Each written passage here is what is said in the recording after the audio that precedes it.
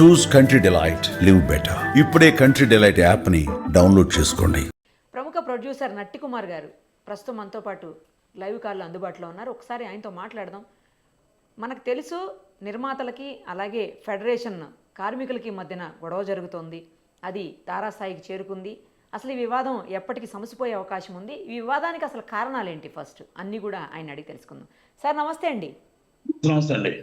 Yeah, మీరు కనిపించలేదు ఎందుకో ఈసారి ఫెడరేషన్ దగ్గర, తర్వాత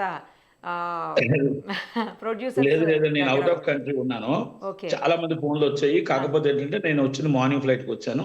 ఫస్ట్ మీకే ఇంటర్వ్యూ వచ్చిన వెంటనే ఫస్ట్ మీకే ఇచ్చాను ఇంటర్వ్యూ. చాలా మంది వెయిట్ చేస్తున్నారు.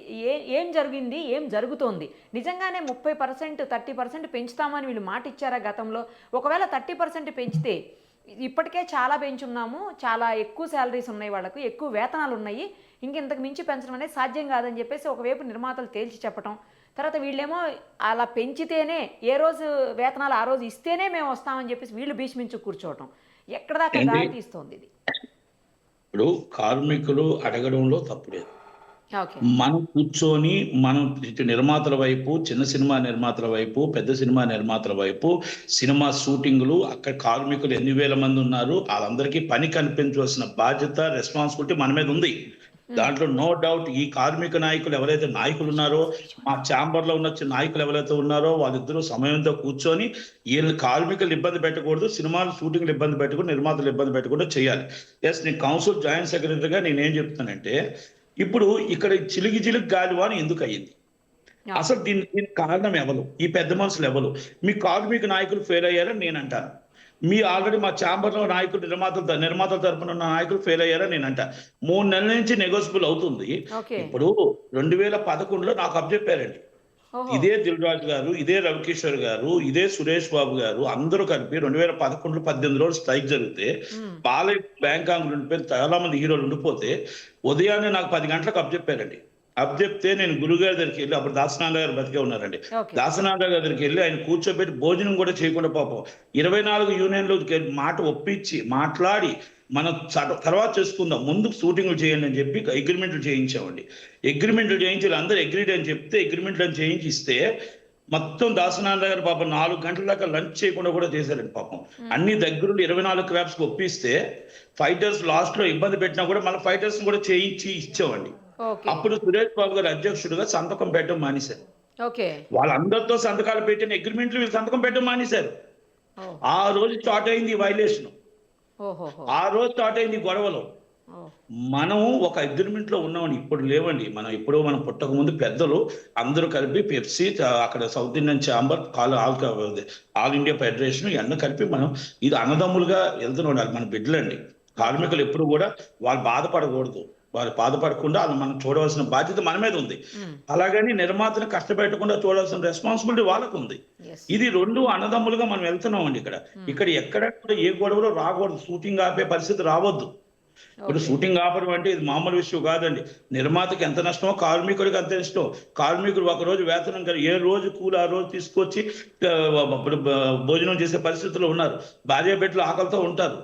మీరు అనుకుంటున్నారు 10,000 మందిలో 1000 మందికి 2000 మందికే పూర్తిగా కోటీశ్వరులు అంటారు. ఎందుకంటే పెద్ద పెద్ద సినిమాలు చేస్తారు. 8,000 మంది ఏ పూటకు ఆ పూట షూటింగ్ వెళ్ళకపోతే అది పస్తుండటమే. ఇది వాస్తవం. దీన్ని ఎందుకు గ్రహించట్లేదు నాయకులు? దీన్ని ఎందుకు పట్టించుకోవట్లేదు నాయకులు? 1. రెండో విషయం, 30% పెంచమంటున్నారు. పెంచుదాం. మనం 30% పెంచుకుంటూ వెళ్తే 2000 నుంచి ఈ పాటికి మన డ్రైవర్ జీతం ఎంత ఉండాలి? కరెక్ట్, 4,000 5,000 ఉండాలి. మరి 1,192 రూపాయలని ఇప్పుడు అనిల్ గారే చెప్పారు. మరి ఈ 1,192 రూపాయలు అంటే మీకు 30% ఎప్పుడైనా పెరిగిందా? మరి మీరెందుకు అర్థం చేసుకోవట్లేదు? మీరెందుకు కార్మికులు మభ్య పెడుతున్నారు? నెంబర్ 1. నెంబర్ 2, ఇక్కడ నిర్మాతలు కూడా ఆలోచించవలసిన విషయం ఏంటి? ఇక్కడ పెద్ద సినిమాలకి మీరు హీరోలకి ఇష్టం వచ్చిన రెమ్యునరేషన్ ఇస్తున్నారు, తప్పలేదు. హీరోయిన్లకు చార్టర్డ్ ఫ్లైట్లు వేస్తున్నారు, తప్పలేదు. హీరోయిన్లకు వచ్చి ప్రొడక్షన్ బాయ్ అందరికి ఫుడ్ తెస్తే హీరోయిన్ కి మీరు 5 స్టార్ హోటల్ నుంచి ఫుడ్ తెస్తున్నారు, తప్పలేదు. కానీ హీరోయిన్ మదర్ కి, హీరోయిన్ డ్రైవర్ కి, హీరోయిన్ కొన్న మేనేజర్ కి, అసిస్టెంట్ కి, కాస్ట్యూమర్ చీఫ్ కి అందరికీ కలిపి ₹1,00,000 5 స్టార్ హోటల్ బిల్ వస్తుంది. అది తీరా మోసం తిని సగం చెత్తలో పడేస్తుంది. ఈ ₹1,00,000 మీరు వేస్ట్ చేస్తున్నారే, ఈ ₹1,00,000 కంటే ఈ కార్మికుడికి ₹100 ఎక్స్ట్రా ఇవ్వడం మీకు ఏమైనా పోతుందా? ఆ కార్మికుడి ఆకలిని తీర్చడం కోసం మీకు ఏమైనా పోతుందా? మీరందరికీ మీరు పెంచడానికి వస్తే డైలీ కార్మికుడు నిజంగా పెంచితే మహా వస్తే ఒక 40,000 50,000 పెరుగుతుంది, అంత కలిపితే. ఇప్పుడు ₹1,00,000 వేసుకుందాం. మనం రోజు కష్టపడుతున్న వేస్ట్ 30% చేస్తున్నాం. నేను పెద్ద సినిమా నిర్మాతల కోసం మాట్లాడుతున్నా. ప్రతిసారి మమ్మల్ని అడ్డు పెడతారు, చిన్న సినిమా నిర్మాతలు బాధ పెడుతున్నారు, అమ్మో చిన్న సినిమా నిర్మాతలు మమ్మల్ని గోలెడుతున్నారు. ఏ రోజైనా మా ముఖాన్ని చూసారా మీరు? మా బాధను చూసారా? లాస్ట్ టైం ఒక లెటర్ ఇచ్చారు మాకు. ఏమని ఇచ్చారు? చిన్న సినిమాని అడ్జస్ట్మెంట్లు చేసుకుంటూ 1.5 కాల్ సీట్ కాకుండా మీరు హాఫ్ కాల్ సీట్ లో 1.5 కాల్ సీట్ 9 o'clock దాకా చేయొచ్చు, ఏదో కొన్ని లెటర్ ఇచ్చారు. ఆ లెటర్ తీసి చెత్తబొట్లో పడేశారు ఫెడరేషన్. ఇదంతా ఒక చిన్న ప్లేయింగ్ డ్రామా.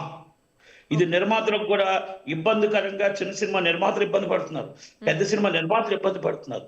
అలాగే ఫెడరేషన్ వాళ్ళు కూడా ఇప్పుడు దాకా మీరు 3 నెలల నుంచి ఏం ప్రచారం చేశారు?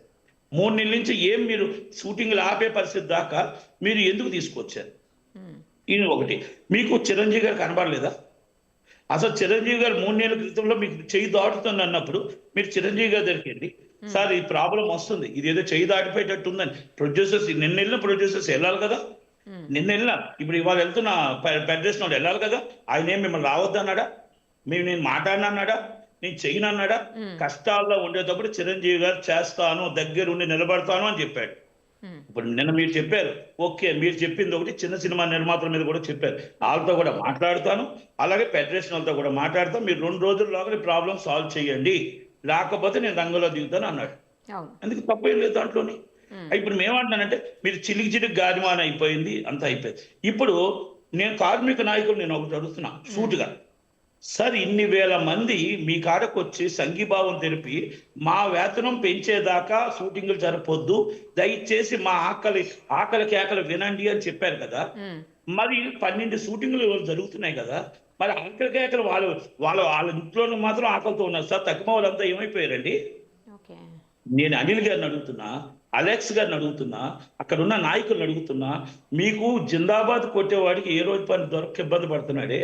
మీకు ఆల్రెడీ పెద్ద సినిమా చేసేవాడు కోటీశ్వరుడు, ఎందుకంటే టెక్నీషియన్ గా వాళ్ళకి సంవత్సరానికి 30 రోజులు పని దొరుకుతుంది కాబట్టి ఆ పని మీద వాళ్ళు వెళ్ళిపోతున్నారు. కానీ బంద్ చేస్తాం అని మీ ముందుకు వచ్చిన వాళ్ళు ఎవరో తెలుసా అండి? నెలకి 10 రోజులు కూడా పని లేని కార్మికుడే మీ దగ్గరికి వచ్చాడు. ఆ కార్మికుడికి ఇప్పుడు ఈ బంద్లో కార్మికుడు అక్కడే ఉన్నాడు, బయటే, ఇది ఆ ఫెడరేషన్ దగ్గరే ఉన్నాడు. కార్మికుడికి పని లేదు, కానీ ఈ 12 షూటింగుల్లో 12 మంది వెళ్ళిపోతున్నారు. ఈ పెద్ద నిర్మాతలు బాగానే ఉన్నారు, ఈ 12 మంది ఉన్న కార్మికులు బాగానే ఉన్నారు, నాయకులు బాగానే ఉన్నారు. అంటే నాయకుడు లక్షణం ఏంటో తెలుసా అండి? పేదవాడికి అన్నం పెట్టు. చిరంజీవి గారి లక్షణం కూడా ఇదే, పేదవాడికి అన్నం పెట్టు, గొప్పవాడికి చూసి 10 మందికి అన్నం పెట్టమని సహాయం చేయమని అడగాలి తప్ప, నువ్వు గొప్పవాడు అయి ఉండి నువ్వు నీ మనుషుల కోసం నువ్వు బంద్ చేస్తానని చెప్పి 30%కి ఎవరు లెటర్ ఇస్తున్నారో వాళ్ళు వెళ్ళిపోతాం అంటే ఇక్కడ నిజంగా లేని వాళ్ళ పరిస్థితి ఏంటి? కార్మికుడి పరిస్థితి. ఆ డైలీ వేజ్ కార్మికుడు ఈ రోజు రోడ్డు మీద కృష్ణానగర్ లో ఉంటే ఆ రోజు ఏ రోజు డబ్బు తీసుకుని ఆ రోజు ఆకలితో కలమటించిపోతుంటే వాళ్ళ ఫ్యామిలీస్, మరి వాళ్ళని మనం బాధ పెట్టిన వాళ్ళం కాదా? అంటే మీకు సంఘీభావం తెలపడానికి వచ్చిన ఆ కార్మికుడికి మాత్రం ఆకలితో పెడతారే, మీరు వాళ్ళని అడ్డు పెట్టుకొని మీరు 30% తీసుకొని పెద్ద సినిమా షూటింగ్లు జరిపించుకుంటారే.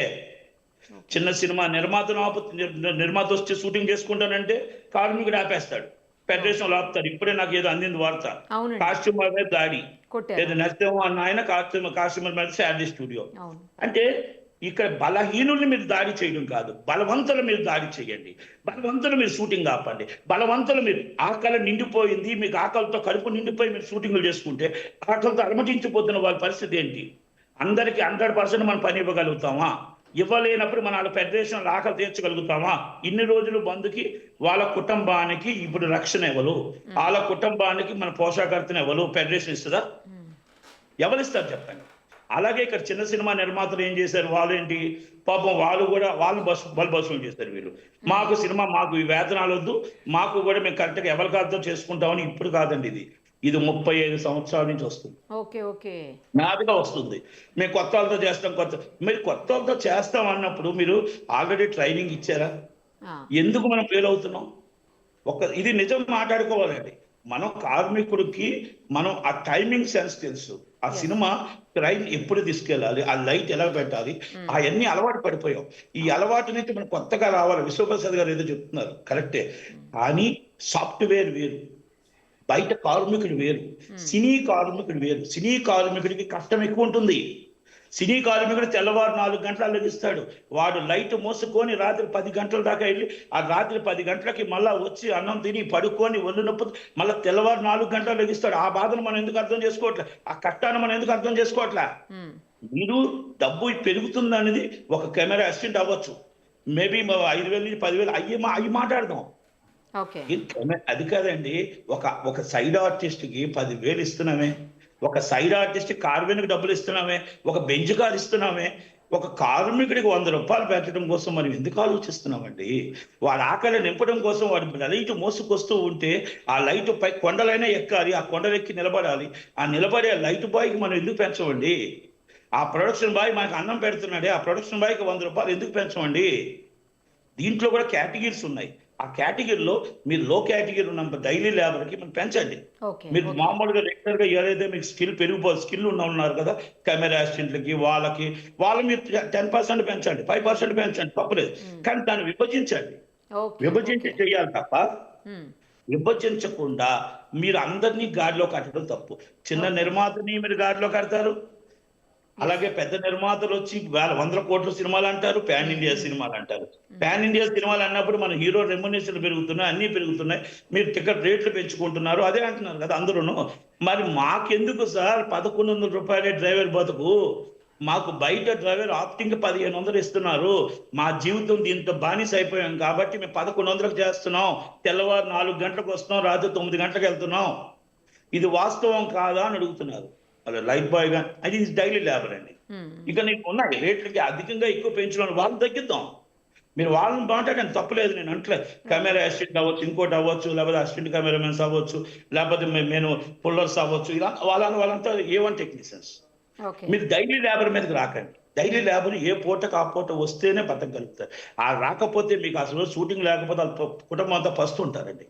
ఒక్కసారి పెద్ద మనసుతో ఆలోచించండి. ఇది నా మాట కాదు, చిరంజీవి గారు కూడా ఇదే మాట చెప్తారు. సినిమా ఇండస్ట్రీని కాపాడండి, సినిమా షూటింగ్ ఆపడం శ్రేయస్కరం కాదు అనేది నా ఉద్దేశం. రైట్, చాలా పర్ఫెక్ట్ గా చెప్పారు. Thank you sir, thank you so much. Suman టీవీలో మీ పర్సనల్ అండ్ బిజినెస్ ప్రమోషన్స్ కోసం కింది నెంబర్కి కాంటాక్ట్ చేయండి.